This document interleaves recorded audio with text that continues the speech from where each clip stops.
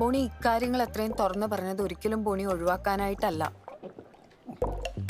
ഞാൻ പറഞ്ഞത് ബോണിക്ക് വിശ്വാസമായില്ല എന്നുണ്ടെങ്കിൽ we can stop here. എടാ ബോണി, സയന്റിസ്റ്റ് ലെവൽ ഐക്യു അവൾ ഉപയോഗിക്കും. അവൾ നിന്നെ ഒഴിവാക്കും, നീ തളർന്നു പോകും.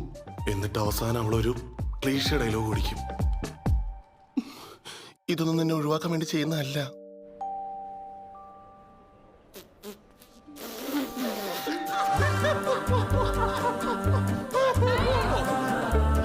എന്തൊരു ഐഡിയ ആണ് മോനെ. അവളുടെ മരിച്ചുപോയ മമ്മി വീട്ടിൽ അതുണ്ടാക്കുന്നു, വീട്ടിൽ വെണ്ടക്കത്തോരൻ ഉണ്ടാക്കുന്നു, ഇവളുടെ പ്രോഗ്രസ് കാർഡിൽ ഒപ്പിടുന്നു. എന്നിട്ട് അവള് പറയുന്നു ഈ ആധുനിക ലോകത്ത് അവള് സയന്റിസ്റ്റ് ആണ്. എലോമസ്ക് കേട്ട് കഴിഞ്ഞാൽ അയാളുടെ റോക്കറ്റ് കയറി അയാൾ പോകും. അപ്പൊ നീ എന്ത് പറഞ്ഞു? അതിനും കിടങ്ങി പോയി. പിന്നെ നീ പറഞ്ഞ ഐക്യൂന്റെ കേസ് ഓർമ്മ വന്നു. അവിടെ നിന്ന് എന്റെ ഒരു പെർഫോമൻസ് ആണ്.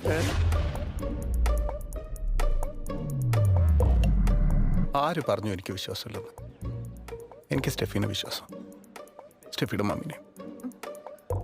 മമ്മിയല്ലേ അത്? നമ്മുടെ മമ്മി. അതെനിക്കൊരു പ്രശ്നമല്ല. ബോണി ഇത് നല്ലോണം ആലോചിച്ചിട്ടാണോ? പിന്നെ അല്ലാതെ.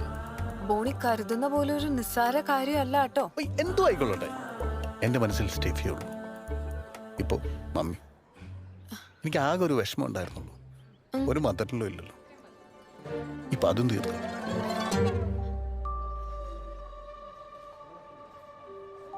സാധാരണ ഞാനിത് ആരോട് പറഞ്ഞാലും അവരൊന്നും പേടിക്കും.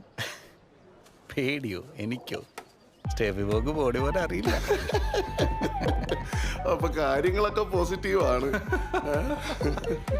ആ, വിളിച്ചാ നോക്കണ വിളിച്ചു. എന്നിട്ട്